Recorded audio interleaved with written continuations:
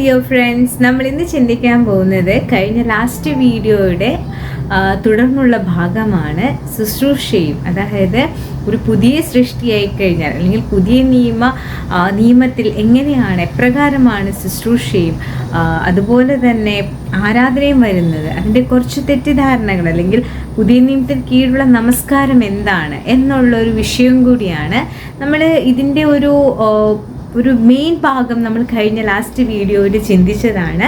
അതോട് ബന്ധത്തിൽ നമ്മൾ ഇന്ന് അതോടൊപ്പം തന്നെ ശുശ്രൂഷയും പുതിയ നിയമത്തിന് കീഴിലുള്ള നമസ്കാരവും എന്നുള്ള ഒരു വിഷയത്തെക്കുറിച്ചാണ് നമ്മൾ ഇന്ന് ചിന്തിക്കാൻ പോകുന്നത്. നമ്മൾ ശരിക്കും പറഞ്ഞാൽ ഇതിൻ്റെ പുതിയ നിയമത്തിന് കീഴിലുള്ള ആരാധന എപ്രകാരമാണ് എന്നെല്ലാം നമ്മൾ ചിന്തിച്ച് കഴിഞ്ഞതാണ്. അപ്പോൾ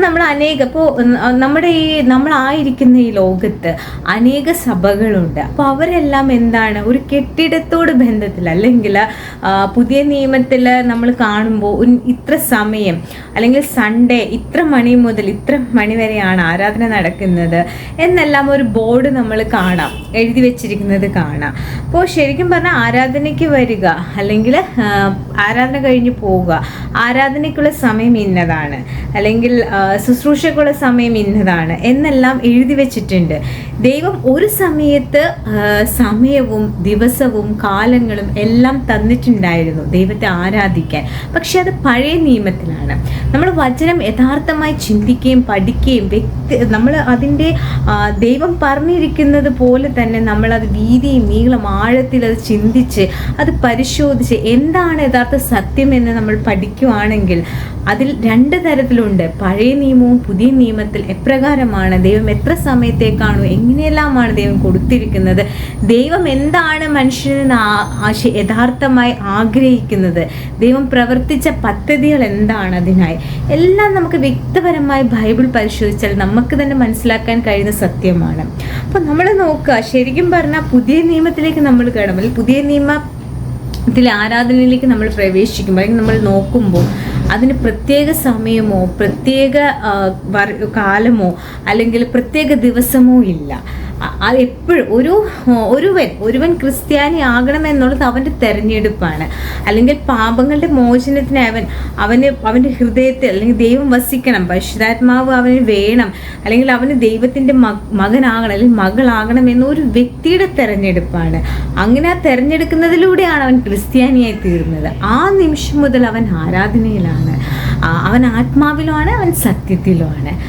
അവൻ്റെ ജീവിതത്തിൽ പിന്നെ അവൻ്റെ മരണം വരെ 24, അതായത് അവന് തരുന്ന ആയുസ്, അവന് തരുന്ന മണിക്കൂറുകൾ, അവന് തരുന്ന മിനിറ്റ് എല്ലാം അവൻ ആരാധനയിലാണ്. ആ വിഷയമാണ് നമ്മൾ യഥാർത്ഥമായിട്ട് പുതിയ നിയമത്തിന് കീഴിൽ നമ്മൾ വരുമ്പോൾ നമ്മൾ മനസ്സിലാക്കേണ്ടത്. പിന്നെ ശുശ്രൂഷ എപ്രകാരമാണെന്ന് നോക്കുകയാണെങ്കിൽ ഇപ്പോൾ നമ്മൾ ഈ ഒരു വിഷയം പഠിക്കുന്നതിന് മുമ്പ് തന്നെ കാലഘട്ടങ്ങൾ തിരിച്ച് നമ്മൾ നോക്കിയതാണ് ഈ വിഷയത്തോട് ബന്ധത്തിൽ. അപ്പോൾ നമ്മൾ കാണുമ്പോൾ മോശയുടെ ന്യായപ്രമാണത്തിന് കീഴിലായിരുന്നു ആളുകൾ ഒരു പ്രത്യേക സമയത്ത് അല്ലെങ്കിൽ ഒരു നിശ്ചിത സമയം ഒരു നിശ്ചിത സ്ഥലത്ത് അവർ കൂടി വന്നിരുന്നത്. പക്ഷേ നമ്മൾ അതെല്ലാം പഴയ രീതിയാണ്. അതിന് ദൈവം അത് വെച്ചിരുന്നതാണ്, ദൈവം വെച്ചിരുന്ന കാര്യങ്ങൾ തന്നെയാണ് അതും. അന്ന് അതിന് പ്രാധാന്യമുണ്ടായിരുന്നു. എന്നാൽ ഇന്ന് ആ ഒരു കാര്യങ്ങളാണ് ഇന്ന് കാണുന്ന അനേക സഭകളും ദത്തെടുത്തിരിക്കുന്നത്. അതായത് അവരുടെ രീതിയിലാണ് അത് ക്രമീകരിച്ചിരിക്കുന്നത്. അവരുടെ ഒരു കാര്യങ്ങൾ ഈസിയായി ജീവിതത്തിൽ കുറച്ചും കൂടി ഈസിയാക്കാൻ അവർ ദൈവത്തെ മറന്നുകൊണ്ട് അവരുടെയും കൂടി കുറച്ച് ചിന്തകൾ അതിനകത്തേക്ക് കലർത്തിയാണ് ഇന്ന് അനേക സഭകൾ പല ശുശ്രൂഷകളും അല്ലെങ്കിൽ ആരാധനകളും എല്ലാ പ്രാധാന്യത്തെ ദൈവം കൊടുത്തിരിക്കുന്ന പ്രാധാന്യത്തെ തള്ളിക്കളയുക അല്ലെങ്കിൽ വചനത്തിൽ കൊടുത്തിരിക്കുന്ന ആ പ്രാധാന്യത്തെ എടുത്തു മാറ്റി അവരവരുടെ ജീവിത രീതിക്ക് അല്ലെങ്കിൽ അവരവരുടെ വ്യക്തിപരമായ ചിന്തയിൽ നിന്നാണ് അനേക സഭകളും ഇന്നത് നടപ്പിലാക്കി കൊണ്ടുപോകുന്നത്. അപ്പോൾ ശരിക്കും പറഞ്ഞാൽ അത് നമുക്കൊരു ദൈവത്തെ വളരെ വേദനിപ്പിക്കുന്ന ഒരു കാര്യമാണ്.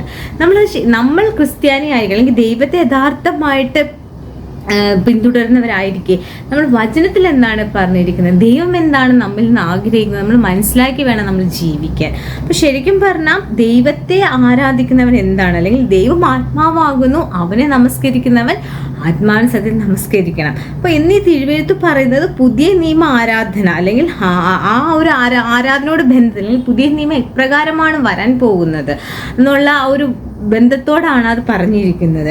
അപ്പോൾ ശരിക്കും പറഞ്ഞാൽ ആത്മാവിലാണ്. അവിടെ ഒരു ഭൗതികമായ ആലയമോ ഒരു ഭൗതികമായ കാര്യങ്ങളുടെ ഒരു പ്രത്യേക സ്ഥലമോ പ്രത്യേക സമയമോ ഒന്നും അവിടെ ഇല്ല. തികച്ചും അത് ആത്മീകമാണ്.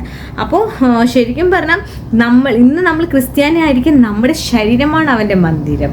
അപ്പോൾ നമുക്ക് തരുന്നിരിക്കുന്ന ഓരോ മിനിറ്റും ഓരോ മണിക്കൂറും നമ്മൾ എവിടെയാണ്? നമ്മൾ ആരാധനയിലാണ്.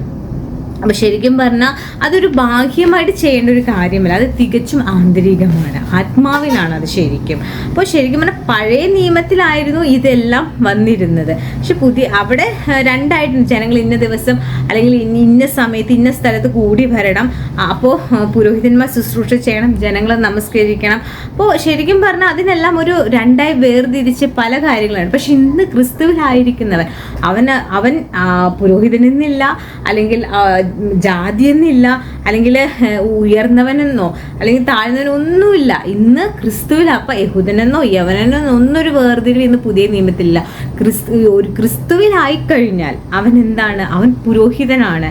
അവൻ ശുശ്രൂഷ ചെയ്യാനുള്ള യോഗ്യത ലഭിച്ചു. അവൻ ആ നിമിഷം മുതൽ ആത്മാവിലും സത്യത്തിലുമാണ്, ആരാധനയിലുമാണ്. അപ്പം ശരിക്കും പറഞ്ഞാൽ അവൻ്റെ ജീവിതം, അവൻ്റെ ശരീരമാണ് ജീവനുള്ള യാഗമായി പിന്നെ സമർപ്പിക്കുന്നത്.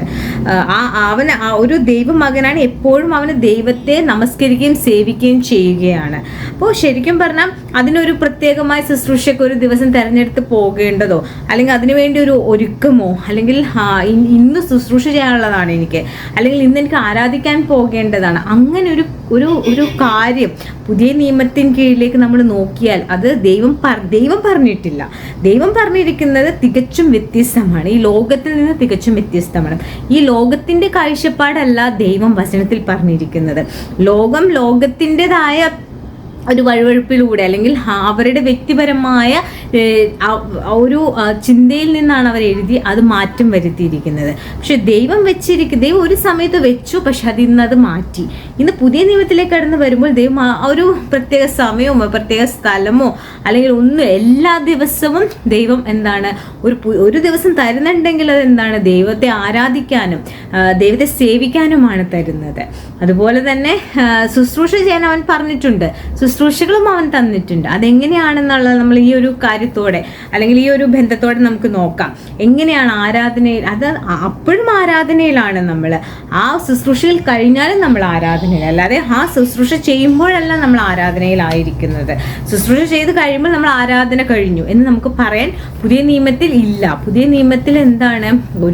അവൻ 24 അവൻ്റെ ജീവകാലം, അവൻ ക്രിസ്തുവിലാകുന്ന നിമിഷം മുതൽ അവൻ എന്താണ്? അവൻ ആരാധനയിലാണ്. ആ ഒരു വിഷയമാണ് നമ്മളത് ഊന്നൽ കൊടുക്കുക. അത് ഊന്നൽ ഞാൻ റിപ്പീറ്റായിട്ട് അത് പറയാൻ കാരണം അതിനാണ് ദൈവം പ്രാധാന്യം കൊടുക്കുന്നത്. അതാണ് പുതിയ നിയമത്തിലുള്ള ആരാധന എന്ന് പറയുന്നത് തന്നെ. നമുക്ക് നോക്കാം ആരാധനയുടെ പ്രവൃത്തി അല്ലെങ്കിൽ ആരാധനയിലുള്ള അടങ്ങിയിട്ടുള്ള പ്രവൃത്തികൾ എന്താണെന്നുള്ളത്. ദൈവ ശുശ്രൂഷകളും വെച്ചിട്ടുണ്ട്. അതെന്താണ്? ആഴ്ചയിൽ 1-ാം ദിവസം സഭയായി കൂടണമെന്ന് അവൻ പറഞ്ഞിട്ടുണ്ട്. അപ്പോൾ ശരിക്കും പറഞ്ഞാൽ അതിൽ ശുശ്രൂഷകളും ഉണ്ട്. ഏറ്റവും പ്രാധാന്യമുള്ള ശുശ്രൂഷയാണ് കർത്തൃമേശ എന്നുള്ളത്. അത് ആഴ്ചയിൽ 1-ാം ദിവസം ഒരു മസ്റ്റായിട്ട് ചെയ്യേണ്ട ഒരു കാര്യമാണ്. അതവൻ കൽപ്പിച്ചിരിക്കുന്ന അവൻ്റെ കൽപ്പനയാണ്.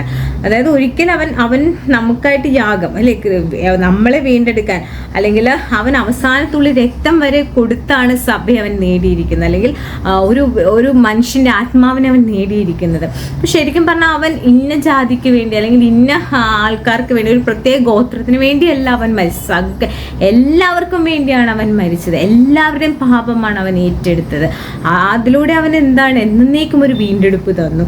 ശരിക്കും പറഞ്ഞാൽ നമ്മൾ കൂടി വരുമ്പോൾ എന്താണ്? ആ ഒരു ഓർമ്മ, കർത്താവിൻ്റെ ആ രക്തം അല്ലെങ്കിൽ നമുക്ക് വേണ്ടി ചീന്തിയത്, അവൻ്റെ മരണം, അടക്കം, ഉയർപ്പ്, അവൻ തിരുവെഴുത്തുകൾ പ്രകാരമാണത്. അവൻ മരിച്ചത്, അടക്കപ്പെട്ടത്, അവൻ ഉയർത്തുക, ആ ഒരു ശുശ്രൂഷ, നമ്മൾ ആ പ്രാധാന്യം, ആ വിശുദ്ധി, അത് നമ്മൾ ഓർമ്മിക്കുന്ന ഒരു ഇതാണ് ആഴ്ചയിൽ 1-ാം ദിവസം എന്ന് പറയുന്നത് കർത്തൃമേശ. അത് ശരിക്കും പറഞ്ഞാൽ നമ്മൾ മാസത്തിൽ അല്ലെങ്കിൽ ഒരിക്കലോ അല്ലെങ്കിൽ വർഷത്തിലൊരിക്കലോ അല്ലെങ്കിൽ വർഷത്തിൽ 3 പ്രാവശ്യം അങ്ങനെയൊന്നുമല്ല. ആഴ്ചയിൽ 1-ാം ദിവസം നമ്മൾ മുടക്കം കൂടാതെ ചെയ്യേണ്ട ഒരു ശുശ്രൂഷയാണ് കർത്തൃമേശ എന്നുള്ളത്. ശരിക്കും പറഞ്ഞാൽ അപ്പം ഒന്നാണ്. പല ശരീരമാകുന്ന നമ്മളാണ് അവിടെ കൂടി വരുന്നത്. അപ്പോൾ ശരിക്കും പറഞ്ഞാൽ ആ ഒരു അപ്പത്തിന് എല്ലാവരും അംശികളാകണം. സഭായോഗം അതിൻ്റെ പ്രാധാന്യമാണ്. സഭായോഗമായി കൂടിയും വരണം ശുശ്രൂഷ, അതായത് ഏറ്റവും പ്രാധാന്യമുള്ള ശുശ്രൂഷയാണ് കർത്തൃമേശ എന്ന് പറയുന്നത്.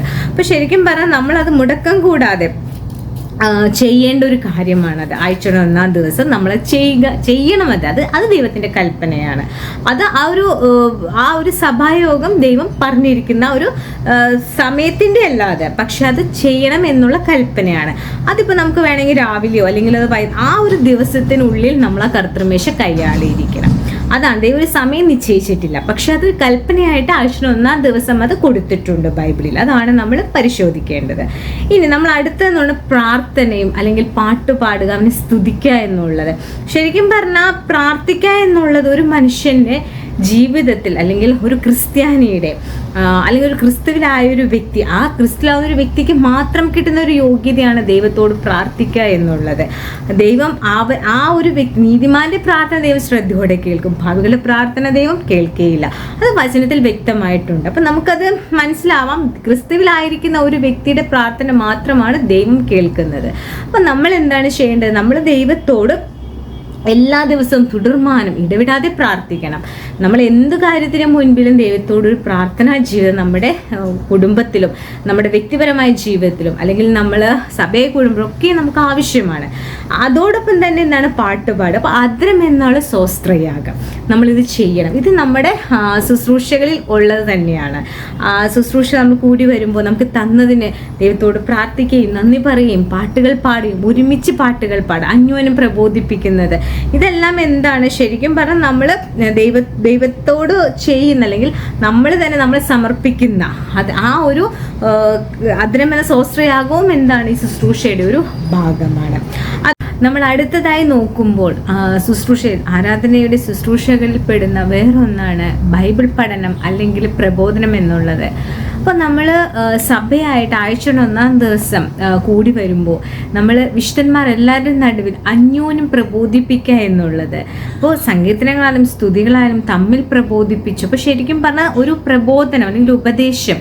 അപ്പോൾ നമുക്കെന്താണ് സഭയ്ക്ക് വേണ്ട ഉപദേശം, ഒരു ബൈബിൾ ക്ലാസ്, അത് ദൈവത്തിൻ്റെ വചനത്തിൽ തന്നെ പഠനം കിട്ടാൻ ഒന്ന് നമ്മൾ കൂടി ഇരിക്കുന്നത്, കുറച്ച് സമയം നമ്മൾ മാറ്റി വെക്കുന്നത്, അതും ഈ ഒരു ശുശ്രൂഷയുടെ ഒരു ഭാഗമാണ്.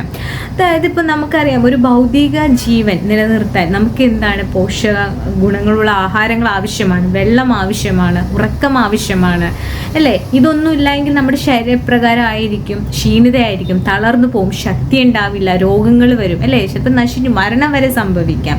അതുപോലെ തന്നെയാണ് നമ്മുടെ ആത്മാവിന് യഥാർത്ഥമായ അതിൻ്റെ ജീവൻ നിലനിർത്താൻ അല്ലെങ്കിൽ അതിൻ്റെ ഊർജ്ജം നിലനിർത്താൻ ശക്തി ലഭിക്കുവാൻ എന്താണ്? വചനം ആവശ്യമാണ്. അപ്പോൾ വചനത്തിൽ നിന്നാണ് നമുക്കത് ലഭിക്കുന്നത്. വചനം വായിക്കുന്നത്, പഠിക്കുന്നത്, പ്രബോധനം കേൾക്കുന്നത്, നമ്മൾ പ്രബോധിപ്പിക്കുന്നത്, ഇതെല്ലാം നമ്മുടെ ആത്മാവിൻ്റെ ജീവന് വേണ്ടിയുള്ള കാര്യങ്ങളാണ്. അപ്പോൾ ആ ഒരു കാര്യവും ഈ ശുശ്രൂഷയോട് അല്ലെങ്കിൽ നമ്മൾ ഈ ഒരു കൂടി വരുമ്പോൾ ആഴ്ച 1-ാം ദിവസം കൂടി വരുമ്പോൾ വളരെ പ്രാധാന്യമുള്ളത് തന്നെയാണ്. അപ്പോൾ ശരിക്കും പറഞ്ഞാൽ ക്രിസ്തുവിനോട് ചേരുവാൻ സ്നാനമേറ്റവരെന്താണ്? അവർ മരണത്തിൽ നിന്ന് ജീവങ്കിലേക്കാണ് പ്രവേശിച്ചിരിക്കുന്നത്. യോഹന്നാൻ 5:24 ഒന്ന് വായിച്ചു നോക്കുക. അപ്പം ശരിക്കും പറഞ്ഞാൽ എന്താണ്? സുവിശേഷ പ്രസംഗം എന്നുള്ള ഒരു യാഗം, അതും എന്താണ്? ഒരു വളരെ പ്രാധാന്യമുള്ളൊരു കാര്യമാണ് നമ്മൾ കൂടി വരുമ്പോൾ ചെയ്യേണ്ടത്. പിന്നെ അതുപോലെ തന്നെ നമ്മൾ നോക്കുമ്പോൾ വേറൊന്നാണ് ധർമ്മശേഖരം എന്നുള്ള ശുശ്രൂഷ. അപ്പോൾ ശരിക്കും പറഞ്ഞാൽ അത് എന്താണ്? നമ്മൾ വചനം പഠിക്കുന്നവരെന്താണ്? പഠിപ്പിക്കുന്നവരെ എല്ലാ നന്മയിലും, അതായത് നമ്മുടെ സഭയ്ക്ക് സുവിശേഷ വേല ചെയ്യുന്നവരുണ്ട്, നമ്മൾ സുവിശേഷകന്മാരുണ്ട്, അല്ലെങ്കിൽ സുവിശേഷ വേല ചെയ്യുവാൻ വേണ്ടി പുറത്തേക്ക് പോയ മക്കളുണ്ട്, സഹോദരന്മാരുണ്ട്. അവരെ നമ്മൾ കരുതണം, സഭ അവരെ കരുതണം, അവരുടെ കുടുംബത്തെ കരുതണം. അപ്പോൾ ശരിക്കും പറഞ്ഞാൽ അതിന് ഒത്തിരി ഉദാഹരണങ്ങൾ ഇപ്പോൾ പഴയ നിയമം നോക്കുകയാണെങ്കിൽ ദശാംശം കൊടുക്കുന്നുണ്ട്, അല്ല? അപ്പോൾ പുതിയ നിയമത്തിൽ നേരിട്ട് പറയുന്നില്ല, എവിടെയും ഒരു കൽപ്പന പോലെയോ അല്ലെങ്കിൽ നേരിട്ട് പറയുന്നില്ല, പക്ഷെ നമ്മൾ എന്താണ് അത് കൊടുക്കണമെന്ന് ദൈവം പറയുന്നുണ്ട്. കാരണം പഠിപ്പിക്കുന്നവൻ എല്ലാ ധനത്തിലും, അല്ലെങ്കിൽ സഭയ്ക്ക് കൊടുക്കണം, സഭയ്ക്ക് ആ ഒരു ശുശ്രൂഷയിൽ നമ്മൾ ഭാഗമായിരിക്കണമെന്ന് ദൈവം പറയുന്നുണ്ട്. അതിനുവേണ്ടി ഒരുപാട് ഉദാഹരണങ്ങൾ ബൈബിളിൽ തന്നെ ദൈവം നമുക്ക് തന്നിട്ടുണ്ട്. ഇപ്പോൾ ശരിക്കും പറഞ്ഞാൽ ഗലാത്യയിലുള്ള വിശ്വസ്തരായ ആളുകളോട് എന്താണ് പൗലോസ് അവിടെ പ്രബോധിപ്പിക്കുന്നത്? എന്താണ്? വചനം പഠിപ്പിക്കുന്ന എല്ലാ നന്മയിലും ഓഹരി കൊടുക്കണം എന്നുള്ളതാണ്. അതിൻ്റെ വാക്യം വരുന്നത് ഗലാത്യർ 6:6 അതുപോലെ തന്നെ ഫിലിപ്പിയൻസ് ഇതേ ഒരു രീതിയിൽ തന്നെ പൗലോസ് എന്താണ് ഫിലിപ്പിയിലെ സഭയിലോടും പ്രബോധിപ്പിക്കുന്നത് നമുക്ക് കാണാൻ സാധിക്കും.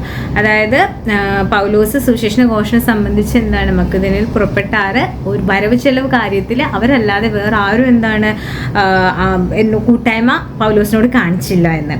അതുപോലെ തന്നെ തെസ്സലോനിക്കയിൽ എൻ്റെ ബുദ്ധിമുട്ട് തീർപ്പാൻ എന്താണ് ഇവർ 1-2 വട്ടം അയച്ചു തന്നതെല്ലാം എന്താണ് എടുത്തു പറയുന്നുണ്ട് പൗലോസ്. ശരിക്കും പറഞ്ഞാൽ ആ സഭയും എന്താണ് പൗലോസിനെ ആ വരവ് ചിലവ് കാര്യത്തിൽ ഒരു എന്താ പറയുക ശുശ്രൂഷ പോലെ തന്നെ, അല്ലെങ്കിൽ ആ ഒരു അറിഞ്ഞുകൊണ്ട് അത് കൊടുക്കുന്നത്, നന്മ ചെയ്യുന്നത് അത് കാണാൻ നമുക്ക് സാധിക്കും. അതെല്ലാം സഭയോട് പ്രബോധിപ്പിക്കും. ഇന്ന് നമ്മൾ ആ ലേഖനങ്ങൾ വായിക്കുമ്പോൾ ഇന്ന് നമ്മളോരോരുത്തരോടാണ്, നമ്മളോടും അത് പറയുവാണത്. അത് ഡയറക്റ്റ് പറയുന്നില്ല എങ്കിലും അത് വായിക്കുന്നത് നമ്മൾ, ആ ലേഖനം നമുക്കും കൂടിയാണ്. അപ്പോൾ അത് നമ്മൾ മനസ്സിലാക്കുക. അതുപോലെ തന്നെ നന്മ ചെയ്യുവാനും കൂട്ടായ്മ കാണിക്കാനും മറക്കരുത് എന്ന് നമ്മളോട് പറയുന്നുണ്ട്. ഹെബ്രായർ 13:16 ഈ വാക്യങ്ങളെല്ലാം ഒന്ന് വായിച്ചു നോക്കുക ഈ വീഡിയോടൊപ്പം തന്നെ.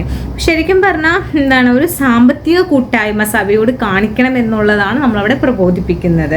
അപ്പോൾ ശരിക്കും പറഞ്ഞാൽ സഭയുടെ വളർച്ച അല്ലെങ്കിൽ സഭയുടെ വ്യാപ്തിക്ക് വേണ്ടി നമ്മൾ എന്ത് ചെയ്യണം, ആ ഒരു കൂട്ടായ്മ അല്ലെങ്കിൽ സാമ്പത്തികമായിട്ടുള്ള ആ ഒരു വരവ് ചെലവ് കാര്യത്തിൽ നമ്മൾ എന്താണ് പങ്കാളികളായിരിക്കണം. ഒരു ശരിക്കും പറഞ്ഞാൽ ഈ ഒരു ശുശ്രൂഷ എന്ന് പറഞ്ഞാൽ ഒരു ഭൗതിക യാഗമായിട്ടാണ് കാണുന്നത്. അപ്പോൾ ശരിക്കും പറഞ്ഞാൽ ഇതൊരു ഭൗതിക യാഗമാണെങ്കിലും ഇത് ആത്മീയമായ ശുശ്രൂഷയിൽ പെട്ടിരിക്കുന്ന ഒരു സഭയെ കരുതുന്ന അല്ലെങ്കിൽ സഭയോട് കൂട്ടായ്മ കാണിക്കുന്ന, സഭയിലെ ദൈവത്തിന് വേണ്ടി വേല ചെയ്യുന്ന ദാസന്മാരെ കരുതുന്ന ഒരു ശുശ്രൂഷയാണ്. നമ്മൾ ഇതിനും എന്താണ് പ്രാധാന്യം കൊടുക്കണം. ശരിക്കും പറഞ്ഞാൽ ഇത് ആരാധനയിൽ അകത്ത് അല്ലെങ്കിൽ ആരാധന അകത്ത് വരുന്ന പ്രവൃത്തിയാണെങ്കിലും നമ്മൾ ഈ ശുശ്രൂഷകൾ ചെയ്യാൻ ഈ ഒരു ശുശ്രൂഷകൾ ചെയ്യാൻ വേണ്ടി ആഴ്ച 1-ാം ദിവസം നമ്മൾ കൂടി വരുമ്പോഴല്ല ആരാധന നടക്കുന്നത്. ആത്മാവിലും സത്യത്തിലും ആരാധിക്കുന്നവരാണ് അവിടെ ശുശ്രൂഷ ചെയ്യാനാണ് നമ്മൾ ആഴ്ചവട്ടത്തിൻ്റെ 1-ാം നാൾ കൂടി വരുന്നത്. അതാണ് നമ്മൾ മനസ്സിലാക്കേണ്ടത്. നമ്മൾ അപ്പോഴും ആരാധനയിലാണ്, അത് കഴിഞ്ഞ് നമ്മൾ മടങ്ങുമ്പോഴും ആരാധനയിൽ തന്നെയാണ്. നമ്മൾ അവിടെ നിന്ന് ഒരുമിച്ച് ശുശ്രൂഷയിലായിരിക്കുമ്പോഴും നമ്മൾ തമ്മിൽ പ്രബോധിപ്പിക്കുമ്പോഴും നമ്മൾ ഓരോ ശുശ്രൂഷയിൽ പങ്കാളികളാകുമ്പോഴും ഏറ്റവും പ്രാധാന്യമായ കർത്തൃമേശയിൽ കൈയാളുമ്പോഴും എല്ലാം നമ്മൾ ആരാധനയിലാണ്. അത് കഴിഞ്ഞ് നമ്മളുടെ ഭവനത്തിലേക്ക് മടങ്ങുമ്പോഴും നമ്മൾ ഒരുമിച്ച് ഭക്ഷണം കഴിക്കാനിരുന്നാലും അല്ലെങ്കിൽ ഒരുമിച്ച് മറ്റുള്ള എന്തെങ്കിലും കാര്യത്തിൽ ഏർപ്പെട്ടാലും ഒക്കെ നമ്മൾ എന്താണ് ആരാധനയിലാണ്. അതാണ് നമ്മൾ മനസ്സിലാക്കുക. നമ്മൾ ഉറങ്ങുമ്പോൾ പോലും നമ്മൾ ആരാധനയിലാണ്. അതാണ് പുതിയ നിയമത്തിലുള്ള ആരാധനയുടെ പ്രാധാന്യം എന്ന് പറയുന്നത്, അല്ലെങ്കിൽ പുതിയ നിയമ ആരാധന എന്ന് പറയുന്നത്. അതാണ് നമ്മൾ യഥാർത്ഥമായി മനസ്സിലാക്കുന്നത്. അതിൽ അടങ്ങിയിരിക്കുന്ന ശുശ്രൂഷകളാണ് നമ്മൾ ചിന്തിച്ച പ്രാർത്ഥനയ്ക്കും പാട്ടുപാടലും അല്ലെങ്കിൽ ധർമ്മശേഖരം അല്ലെങ്കിൽ പ്രബോധനം അല്ലെങ്കിൽ കർത്തൃമേശ, ഇതെല്ലാം അതിൻ്റെ അകത്ത് വരുന്ന പ്രവൃത്തികളും കൂടിയാണ്. ഇത് ആഴ്ചയുടെ 1-ാം ദിവസമാണ് ദൈവം കൽപ്പിച്ചിരിക്കുന്നത്. ഇതാണ് നമ്മൾ മനസ്സിലാക്കിയത്. ഇതിനൊരു പ്രത്യേക സമയമോ പ്രത്യേക ദിവസമോ പ്രത്യേക ഒരു സ്ഥലം ഒന്നും ദൈവം തിരഞ്ഞെടുത്തിട്ടില്ല. ആരാധന നടക്കുന്നത് അവരുടെ ഹൃദയത്തിലാണ്, അത് ശരീരമാവുന്ന നമ്മുടെ മന്ദിരത്തിലാണ്. നമ്മളത് മനസ്സിലാക്കിയാണ് നമ്മൾ ഈ ഒരു പുതിയ നിയമ കാലഘട്ടത്തിൽ എന്താണ് ദൈവം പറയുന്നത്, ഏത് കാലഘട്ടത്തിലായിരുന്നു, ഏത് കാലഘട്ടം വരെ ആയിരുന്നു ദൈവം ഈ ഒരു സമയവും സ്ഥലവും കൽപ്പിച്ചിരുന്നത്, ഇന്ന് എങ്ങനെയാണ്, ഇതെല്ലാം നമ്മൾ വേർതിരിച്ച് വചനത്തിൽ നിന്ന് തന്നെ മനസ്സിലാക്കി പഠിക്കുക. നമ്മൾ വചനത്തിൽ എന്താണോ പറഞ്ഞത് അതിന് പ്രാധാന്യം കൊടുക്കുക. അതാണ് നമ്മൾ മനസ്സിലാക്കേണ്ടത്. അപ്പോൾ അതിനെ എല്ലാവരെയും ദൈവം സഹായിക്കട്ടെ. ഇനി നമുക്ക് ഇത് കഴിഞ്ഞിട്ടുള്ളൊരു കുറച്ച് ഭാഗങ്ങളും കൂടിയുണ്ട്. അത് നമുക്ക് അടുത്ത വീഡിയോയിൽ നോക്കാം. താങ്ക്